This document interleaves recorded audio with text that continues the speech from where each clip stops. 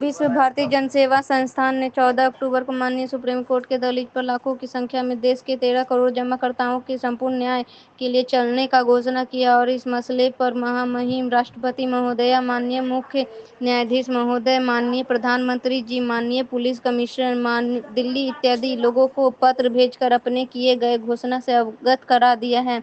भारत के इतिहास में यह पहली बार नहीं हो रहा है।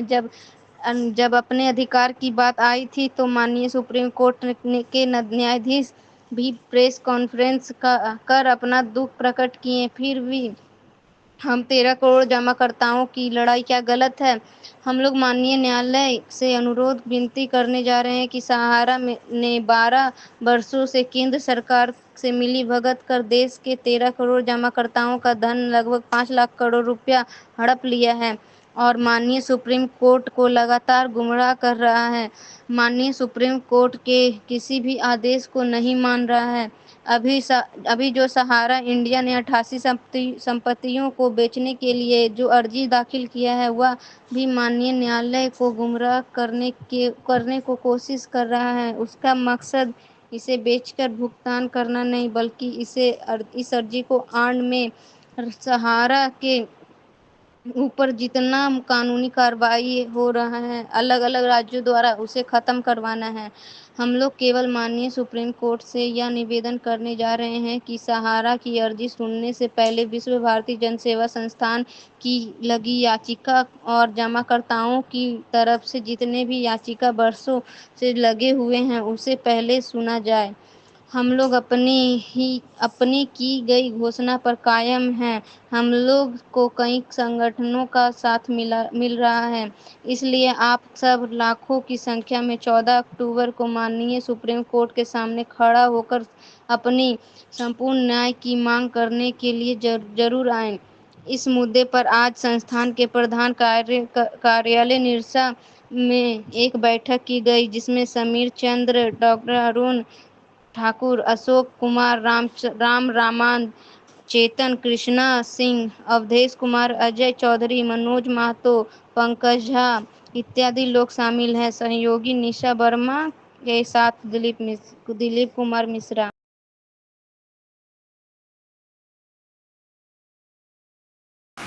सर, आप लोग फिर से विश्व भारती जन सेवा संस्थान के बैनर तले आज सब इकट्ठा हुए, क्या किन मुद्दों को लेकर आप लोग फिर से बैठे हैं आज? देखिए, आप लोगों को सबको पता है कि देश के 13 करोड़ सहारा के जमाकर्ता तिल तिल के मर रहे हैं अपने पैसे के लिए। इनमें से बहुत सारे लोग माननीय सुप्रीम कोर्ट के दरवाजे तक 100, 200, 500, 100 का किसी तरह से चंदा कर करके माननीय सुप्रीम कोर्ट में अपना पिटीशन दाखिल किए गए हैं, जिसमें एक बड़ा पिटीशन विश्व भारती जन सेवा संस्थान की ओर से लगा हुआ है। उसकी सुनवाई नहीं हो रही है। दूसरी तरफ सहारा इंडिया भारत सरकार के सह पर उससे 60 गांठ कर करके माननीय सुप्रीम कोर्ट को आज 12 साल से गुमराह किए हुए है। माननीय सुप्रीम कोर्ट के दिए हुए कोई आदेश को नहीं मान रहा है, चाहे वो 31 अगस्त 2012 वाली बात हो जिसमें 2 कंपनियों का भुगतान की बात किया गया था, उसने भुगतान नहीं करे, कन्वर्जन करवा दिया गया। उसने 24,700 करोड़ रुपए जमा करने को कहा था, उसने नहीं किया। सहारा से भी केस में जो 71 प्रॉपर्टी का लिस्ट वहां जमा है, जिसमें कि माननीय सुप्रीम कोर्ट का निर्देश था कि वो जमीन जब भी बिकेगा तो उसका पैसा सहारा से भी के अकाउंट में जाएगा, उसको ही बेच दिया और वहां पैसा भी जमा नहीं किया। माननीय उच्च न्यायालय दिल्ली ने कहा था कि कोऑपरेटिव सोसाइटी में पैसा नहीं लेना है, उसके बाद भी इन लोगों ने सादे कागज पर पैसा लेने का काम किया। लोग लगातार देश के लोगों को भ्रम और गुमराह किए हुए हैं और माननीय सुप्रीम कोर्ट को 12 साल से गुमराह करके रखे हुए हैं। और इस तरह का साजिश रचते हैं ये लोग सरकार के साथ मिलकर के कि जितने भी पिटीशन आए हुए माननीय न्यायालय में उसका सुनवाई नहीं होने दिया जाए। तो हम लोग आज माननीय सुप्रीम कोर्ट के पास देश के लाखों जमाकर्ता सहारा के विश्व भारती जन सेवा संस्थान के बैनर तले और देश के और कई अन्य संगठन है, सभी के साथ मिल करके हम लोग जा रहे हैं कि माननीय न्यायालय में जो पिटीशन अभी सहारा की ओर से लगाया गया 88 प्रॉपर्टियों को अडानी के बेचने के लिए, उसको सुनवाई करने के पहले हमारी बातों को सुन लिया जाए, क्योंकि जो सही प्रॉपर्टी थी उसको सहारा ने पहले ही बेच दिया और उसका पैसा 1 रुपया भी जमाकर्ताओं को नहीं दिया और न जाकर के सेबी में जमा किया। दूसरी तरफ उस याचिका में इन्होंने लगाया है कि जो देश भर में जो केस चल रहे हैं इसके ऊपर में, चाहे वो झारखंड का सीआईडी का मामला हो जिसमें 32,000 करोड़ रुपया उन लोगों ने खुद ही एक्सेप्ट किया कि झारखंड का बकाया है, ईडी ने जो चार्जशीट फाइल किया 1,74,000 करोड़ रुपया का, और इनके ऊपर कई बेनामी संपत्ति, ब्लैक मनी वगैरह वगैरह का जो केस डाला गया, इस सारे चीजों को एक खत्म कराना चाह रहे हैं कि भले ही वो अडानी के साथ डील वाला बात हो या ना हो, लेकिन इनकी कोशिश है कि देश भर में जो केसेस चल रहे हैं उसको निरस्त करवा दिया जाए और माननीय सुप्रीम कोर्ट के द्वारा एक कमेटी बना दिया जाए कि देश भर के जितने भी केसेस हैं वहां ट्रांसफर हो जाए और जो गांव गुरबे के रहने वाले लोग हैं वहां तक पहुंच ही नहीं पाए, ताकि बारी बारी से सब लोग यहां से निकल जाए। तो इनका मुख्य उद्देश्य वही है। जैसा कि आपको मालूम है कि वो 88 प्रॉपर्टी में एक बड़ी प्रॉपर्टी सहारा शहर था, जहां पे अभी धरना प्रदर्शन चल रहा है, वो जमीन सहारा का था ही नहीं। जिसको भी अडानी के हाथों बेचने के लिए वो लिस्ट में डाले हुए हैं, वो जमीन वहां का उत्तर प्रदेश का नगर निगम का निकला। उसी प्रकार जहां हम लोग बैठे हुए हैं धनबाद में इनकी जमीन थी जो पहले ही बेच चुके हैं। अभी उसमें रांची हाईकोर्ट का भी आदेश आया है, बहुत सारी जमीनों को जो इनका था इनको पेनाल्टी भी लगा है। बोकारो की जमीन पहले ही बेच चुके हैं, आसनसोल की जमीन पहले ही बेच चुके हैं। तो एक जमीन को बेचा हुआ जमीन को सहारा इंडिया कितना बार बेचेगा? एक नटवर डाल है क्या कि इस देश का एक ही संपत्ति को 25 बार बेचा जाए, जो उसका है ही नहीं उसको बेचा जाए। और ये जो आईए लगाया गया है माननीय सुप्रीम कोर्ट में, इस आईए के आड़ में भी गुमराह करने के लिए लोग कोशिश कर रहे हैं। किसी भी तरह से डील हो या ना हो, सहारा के निवेशकों को पैसा मिले या ना मिले, लेकिन जो इनके ऊपर केस है वो कम से कम निरस्त हो जाए, ये हम लोग बर्दाश्त नहीं कर सकते हैं। इसीलिए हम लोग पूरे देश के लोग ने मन बनाया है कि माननीय सुप्रीम कोर्ट के सामने हम लोग खड़े होकर के हम माननीय सुप्रीम कोर्ट का सम्मान करते हैं, अपने जजों को सर आंखों पर बिठाते हैं।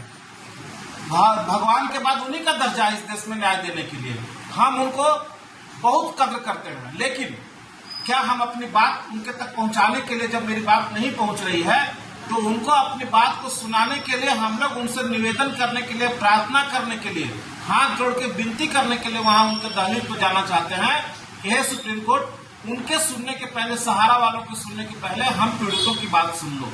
क्योंकि देश के 13 करोड़ हम लोग बहुत तकलीफ में हैं। हम में से कई सारे लोग जमाकर्ता 10,000 से ज्यादा लोग आत्महत्या कर चुके हैं। हमारी कई बहन बेटियों की शादी नहीं हो रही है। हमारे बुजुर्ग, रिटायर्ड सेना के आदमी, पुलिस के आदमी वगैरह वगैरह का MIS में करोड़ों करोड़ रुपए जमा है, जिनका कि MIS नहीं मिलने से वो तिल करके मर रहे हैं। लोग डिप्रेशन में जा रहे हैं। बिहार, झारखंड, उड़ीसा, कई राज्यों में सहारा के एजेंटों का जमीन जमाकर्ताओं ने छीन लिया, उनको मार दिया, कत्ल कर दिया। बहुत सारे ऐसे लोग लिख करके गए हैं कि आज मैं आत्महत्या कर रहा हूं तो सहारा की वजह से कर रहा हूं। तो इतना देश भर में त्राहिमाम मचा हुआ है और उसके बाद भी हमारे केस को सुना नहीं जा रहा है। माननीय सुप्रीम कोर्ट संज्ञान भी नहीं ले रहा है और जो केस लगा हुआ उसके ऊपर भी सुनवाई भी नहीं कर रहा है। दूसरी तरफ सहारा इंडिया भारत सरकार के साथ साजिश करके जब जा रहा है सेबी किट में जो पैसा रखा हुआ है, जब चाहता है 5,000 करोड़ रुपया सहारा रिफंड पोर्टल पर डलवा दे रहा है, जबकि वो पैसा उसका था ही नहीं। वो पैसा डिवेंचर होल्डर का था जिसको कोऑपरेटिव सोसाइटी में भुगतान दिया जा रहा है। अगर देना ही था तो जो 25,000 करोड़ रुपया रखा हुआ था पूरा का पूरा पैसा दे दिया जाता। देश भर में जो सहारा की संपत्ति, जहां हमारा पैसा लगा हुआ है, उन सारी संपत्तियों को बेच करके एक जगह पैसा दे देता और सिंगल विंडो सिस्टम बना देता, जिसमें कि सहारा के जितने भी डिपोजिटर हैं वो पोर्टल के माध्यम से एक ही जगह आ जाए, चाहे वो क्यूसोक हो, फाइनेंशियल हो, चाहे जो भी हो, और इतना पैसा वहां डाल दिया जाए कि वो पैसा जो भी लोग आवे उनको विथ ब्याज वहीं से भुगतान हो जाए। तो वैसा क्यों नहीं किया जा रहा है? पाई 10,000, 20,000, 50,000 के चक्कर में क्या इस जीवन में हम लोग पैसा लेंगे? नहीं ले पाएंगे। तो इसीलिए माननीय सुप्रीम कोर्ट को जगाने के लिए, अपनी बातों को वहां तक पहुंचाने के लिए ही हम वहां जा रहे हैं। हमारा उद्देश्य बिल्कुल पाक है। क्योंकि आप जानते होंगे कि सहकारिता मंत्री माननीय अमित शाह जी लगातार झूठ बोलते हैं। उत्तर प्रदेश में कुशीनगर उन्होंने कह दिया सहारा स्कीम का जिम्मेवार अखिलेश यादव है।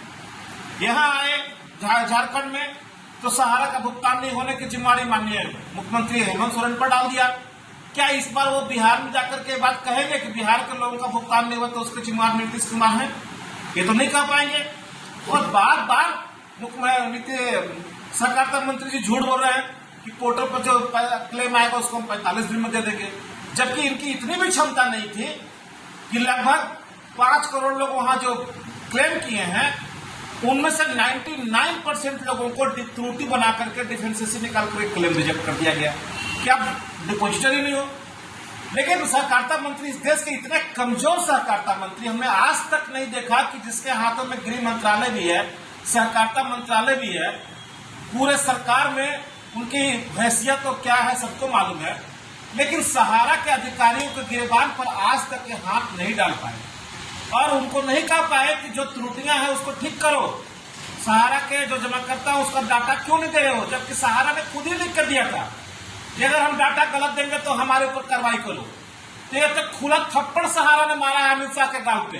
अमित शाह क्यों नहीं सहारा के अधिकारियों को कह पा रहे हैं कि तुम डाटा को ठीक करवाओ, जितने जमा करता है उसका भुगतान का रास्ता दो। तो ये इनके सह पर ये लोग कर रहे हैं। इस देश में सबसे अगर कोई कमजोर अगर गृह मंत्री कोई बना है आज तक के इतिहास में तो वो अमित शाह जी ही। कितना क्या कहें, तो ये पीड़ा बहुत ज्यादा है। भारत सरकार से हमारी उम्मीद टूट चुकी है, सरकार हमारी मदद नहीं करने आ रही है, रक्षक ही हमारा भक्षक बना हुआ है। तो आखिरी उम्मीद हम लोगों को न्यायालय पर ही है और न्यायालय में सर्वोच्च न्यायालय माननीय सुप्रीम कोर्ट फरवरी 2024 से हम लोग पिटीशन लगा करके बैठे हुए हैं। एक हेयरिंग के बाद हमारा हेयरिंग ही नहीं हुआ और कई लोग वहां गए हुए उनका सुना ही नहीं जा रहा है। सरकार जो चाह रही है उसका सुन लिया जा रहा है। तो इस तरह से लोगों में लग रहा है कि हमको न्याय मिलने में बहुत देर हो रहा है। तो हम न्याय मांगने के लिए माननीय सुप्रीम कोर्ट जा रहे हैं, हम किसी को डराने के लिए नहीं जा रहे हैं, किसी को धमकाने के लिए नहीं जा रहे हैं। ये मेरा राइट बनता है कि अगर हमारी नहीं सुनी जा रही तो वहां जाए। क्या माननीय सुप्रीम कोर्ट के जो जजेज 2018 वाली घटना आपको भी याद होगा, जो लोग पीड़ित थे माननीय जजेज सब, उन लोगों को भी निकल करके कोर्ट के बाहर आकर के मीडिया के सामने कहना पड़ा था कि हम पीड़ित हैं। जब जजों को अधिकार मिल सकता है कि वो अपनी बात रखने के लिए बाहर आ सकते हैं, तो क्या देश के नागरिकों को इतना अधिकार नहीं है कि वो अपनी पीड़ा को सुनाने के लिए माननीय सुप्रीम कोर्ट के दहलीज तक जाए?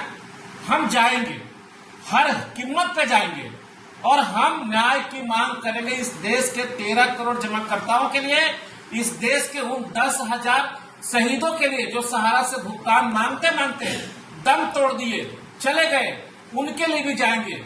हर उस व्यक्ति के लिए खड़े होंगे जिनका सुनने वाला कोई नहीं है।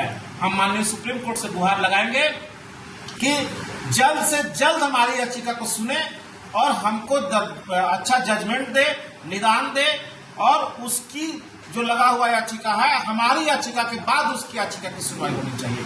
हम यही मांग करने के लिए माननीय सुप्रीम कोर्ट के सामने जा रहे हैं। जी।